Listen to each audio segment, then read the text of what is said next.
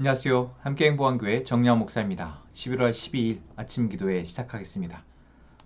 다니엘 5장 17절에서 31절의 말씀입니다. 다니엘이 왕 앞에서 아뢰었다. 임금님이 주시겠다는 선물은 거두시고 임금님이 내리실 상급은 다른 사람에게 주시기 바랍니다. 그럴지라도 저는 이 글자를 읽고서 그 뜻을 풀이하여 임금님께 알려드리겠습니다. 임금님, 가장 높으신 하나님이 임금님의 아버지 느부갓네살 왕께 나라와 큰 권세와 영광과 위엄을 주셨습니다. 하나님이 그에게 큰 권세를 주셨으므로 민족과 언어가 다른 뭇백성이 그 앞에서 떨면서 무서워하였으며 부친께서는 마음대로 사람을 죽이기도 하고 마음대로 사람을 살리기도 하고 마음대로 사람을 높이기도 하고 마음대로 사람을 낮추기도 하셨습니다.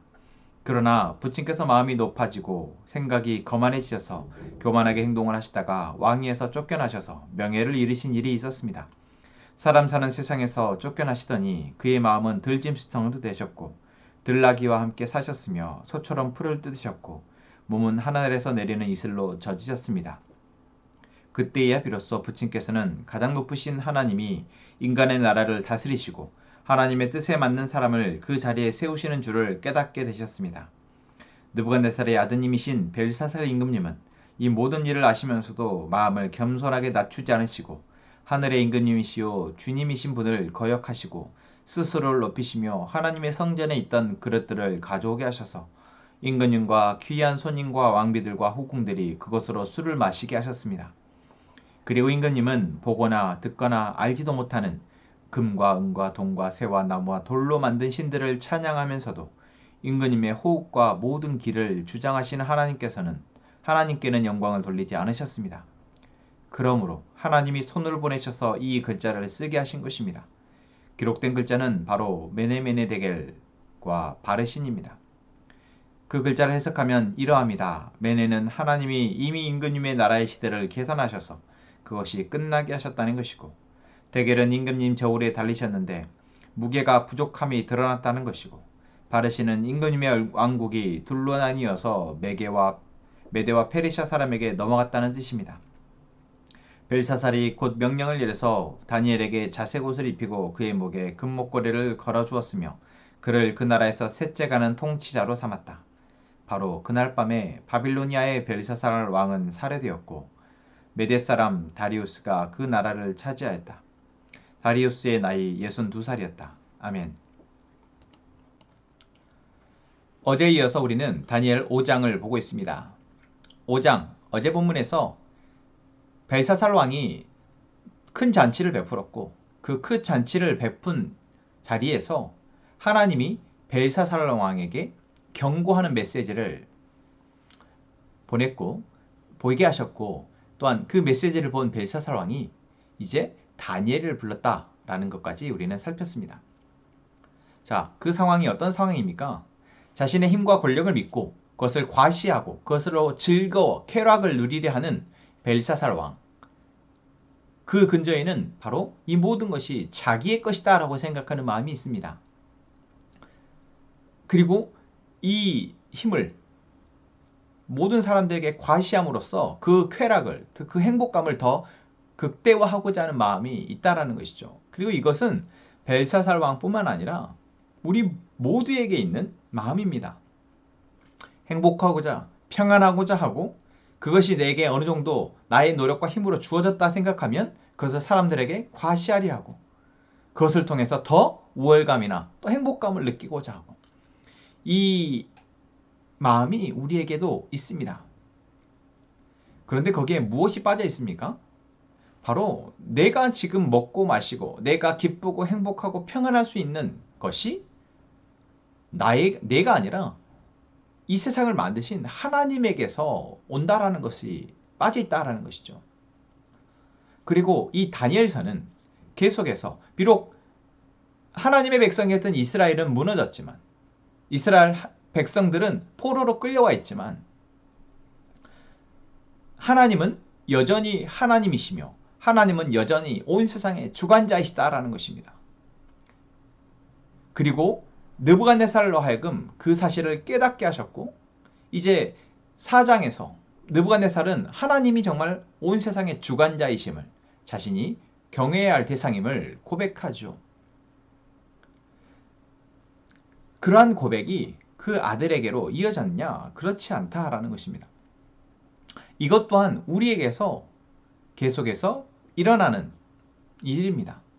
나의 신앙이 나의 자녀에게로, 나의 신앙이 나와 함께 살아가는 사람들에게로 그대로 전수되고 이어질 것 같지만 오히려 우리 안에 없어졌으면 좋겠는, 우리 안에 단점이나 우리 안에 연약함들이 더 훨씬 빨리 전수가 된다라는 것이죠. 아니, 전수가 아니라 그것은 너무나도 쉽게 당연하게 그들에게서도 드러나게 된다라는 것입니다.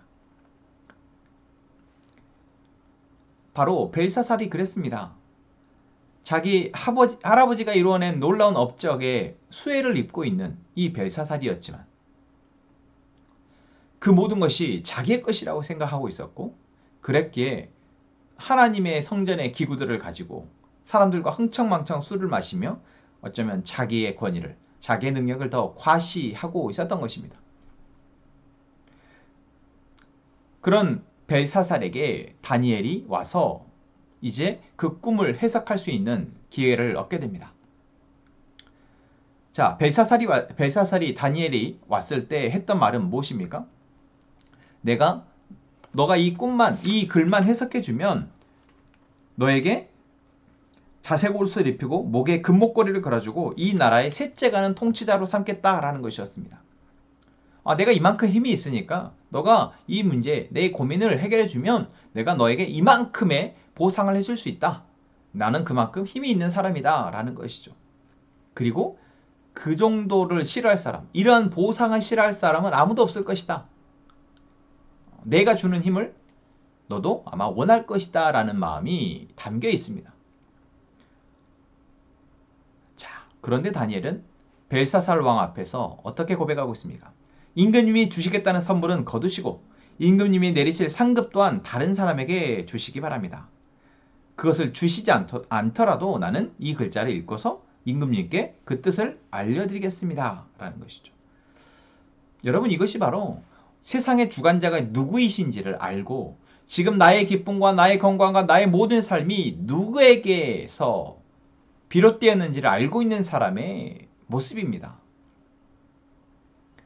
벨사살 왕이 기대했던, 자기가 줄 선물을 기대하면서 자기에게 엎드려서 굽신굽신하면서 최선을 다해서 이 글자의 뜻을 해석해 줄 것이라 기대했던 벨사살 왕의 기대에 다니엘은 전혀 다른 모습을 보이고 있다는 것이죠. 왜 그렇습니까? 다니엘에게 이 세상의 주관자는 하나님이시기 때문에 그렇습니다. 다니엘을 먹고 살고 기쁘게 하고 평안하게 하는 것은 하나님에게 달려있음을 다니엘은 알고 있다는 것입니다. 여러분, 우리는 알고 있습니까? 여러분, 그것을 놓치면 벨사살과 같이 됩니다. 벨사살은 다니엘을 통해서 자신이 무엇을 잘못했는지 듣게 됩니다. 그 이야기를 바로 벨사살의 할아버지였던 느부갓네살 왕의 사례를 들어서 다니엘은 가르쳐주죠. 당신의 할아버지, 존경받고 정말 위대했던 그 느부갓네살 역시 하나님의 은혜로 하나님의 이 주권을 인정했습니다. 그가 하나님의 주권을 인정하지 못하고 교만해졌을 때 정말 고통, 고난을 당했고 다시 그 느부갓네살 그 고난을 통해서 하나님을 인정하였습니다 라고 과거에 있었던 사례를 들어서 벨사살 왕이 무엇을 잘못했는지를 말해주고 있습니다. 자, 그리고 나서 글자의 뜻을 말해주죠. 그러니까 당신이 지금 이러한 상황을 처하게 된 그 원인을 말해주는 것입니다. 그리고 그 당신의 교만함과 당신의 행동에 대해서 이제 하나님이 이렇게 글로 말씀하신다라는 거죠. 그 뜻은 무엇입니까? 메네라는 뜻은 하나님이 이미 임금님의 나라의 시대를 계산하셔서 그것이 끝나게 하셨다. 이제 벨사살 왕의 나라가 끝났다라는 것입니다. 그리고 끝난 이유는 바로 하나님의 저울에 대고 계산해 보니 더 이상 이 나라가 있을 이유가 없다라는 것이죠. 하나님이 끝나게 하신다라는 것입니다. 또한 데겔 역시 임금이 저울에 달리셨는데 무게가 부족함이 드러났다는 것입니다. 나라뿐만 아니라 벨사살 왕 역시 하나님의 저울에, 하나님의 공의와 정의와 또한 하나님의 사랑의 저울에 달렸을 때 그 무게가 부족하여서 이제 당신의 삶 또한 끝난다라는 것이죠. 그리고 마지막 바르신이라는 단어는 당신의 나라가 둘로 나뉘어져서 메데와 페르시아 사람에게 넘어갔다라는 뜻이라는 것이죠. 자, 여러분, 우리는 이 다니엘 5장에서 이야기가 성경에 결국 계속해서 우리에게 보여주고 있는 메시지와 다르지 않다라는 것을 확인할 수 있습니다. 하나님이 세상의 주관자이시지만 그 하나님의 주관자이심, 하나님의 은혜를 저버리는 사람들에게는 바로 그 대가가 따른다라는 것이죠. 이것을 다른 표현으로 하자면 하나님의 은혜를 하나님의 은혜를 잊어버리고 여전히 자기의 안에 있는 죄의 문제를 해결하지 못한 채 그것으로 자기의 삶을 끌어가는 사람은 결국 죄의 결국을 맞게 된다라는 것입니다. 그것이 사망이라는 것입니다. 한 개인으로서는 사망이며 공동체로서는 그 공동체가 무너져 내리는 것입니다. 바로 다니엘 5장에서 하나님은 우리에게 그것을 다시 한번 말해주고 있습니다.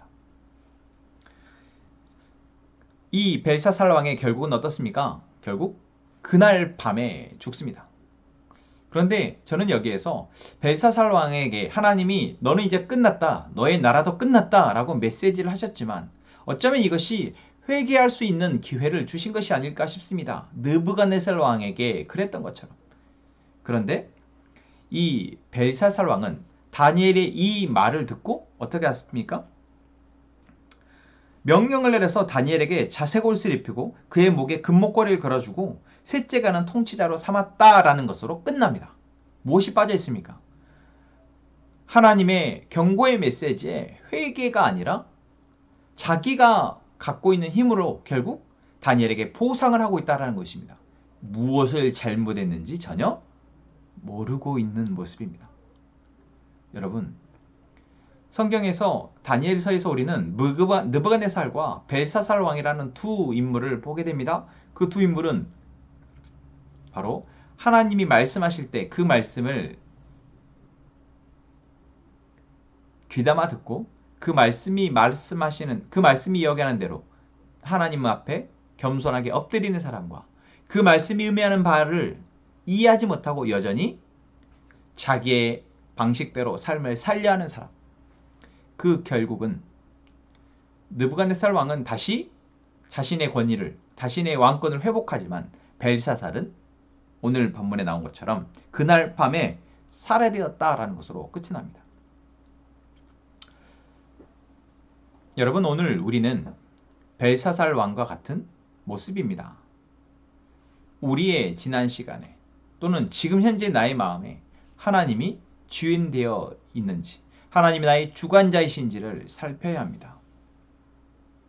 내 삶이 무너졌다 할지라도 또는 내 삶이 정말 평안하고 행복한다 할지라도 어떠한 내 삶의 모습일지라도 우리에게 중요한 것은 하나님이 나의 주관자 되심을 나는 인정하고 있는가입니다. 그 마음으로 나의 삶을 돌아보며 그 마음으로 나의 가정을 바라보고 그 시선으로 나의 일하는 것과 나의 교회 공동체를 바라보는 것, 여러분, 이것이 하나님의 주 관심사입니다. 오늘 하루 지난 일주일을 돌아보며 이제 나에게 하나님이 주관자 되심을 다시 회복하는, 겸손히 그분의 말씀을 기다리는 저희가 되기를 소망합니다. 기도합시다. 하나님, 오늘 우리가 하나님의 말씀을 듣습니다. 하나님이 우리에게 말씀하십니다. 내가 무엇을 이루었는가? 내 삶이 얼마나 평안한가? 그것에 집중하고 있는 우리에게 하나님은 우리의 주권이 어디에 있는가? 우리의 주권이 하나님께 있는가 묻고 계십니다. 주님, 이 시간 우리가 주 앞에 회개합니다. 나의 주권이 하나님께 있음을 고백합니다. 나의 주인 되신 하나님의 마음으로 나의 삶을 바라보게 하시고 나의 가정을, 나의 직장을, 나의 공동체를 바라보며 이제 하나님의 뜻을 분별하여 순종하는 저희가 되게 하여 주옵소서.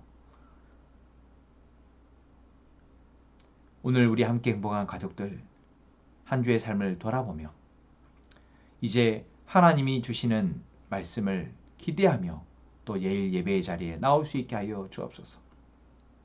또한 우리 가족들이 같은 마음을 품고 하나님이 꿈꾸게 하시는 교회를 바라보게 하시고 또한 연합하게 하시는 그 하나님의 놀라운 계획을 신뢰하며 기대한 마음으로 나아가 또 하나님이 베푸시는 은혜를 함께 나누며 감사하게 하여 주옵소서. 하나님, 박승희 자매를 위해서 기도합니다.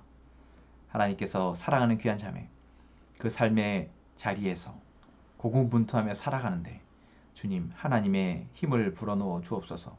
위로하시고 회복해 하여 주옵소서. 그리하여 하나님의 주권을 인정하며 하나님 앞에 엎드려 이제 그 순종함의 은혜를 누리게 하여 주옵소서. 하나님, 이 시간 우리의 가족들이 각자의 기도의 제목을 가지고 하나님 앞에 아뢰올 때 하나님의 일을 이루어 주옵소서. 그 일을 이루시는 데 앞서 하나님의 계획과 뜻을 더 선명하고 분명하게 하시고 우리로 염려하고 두려워하기보다 기대하고 꿈꾸게 하셔서 우리의 삶이 염려와 근심이 아니라 기대로 기쁨으로 사라질 수 있도록 도와주옵소서. 예수님의 이름으로 기도합니다. 아멘.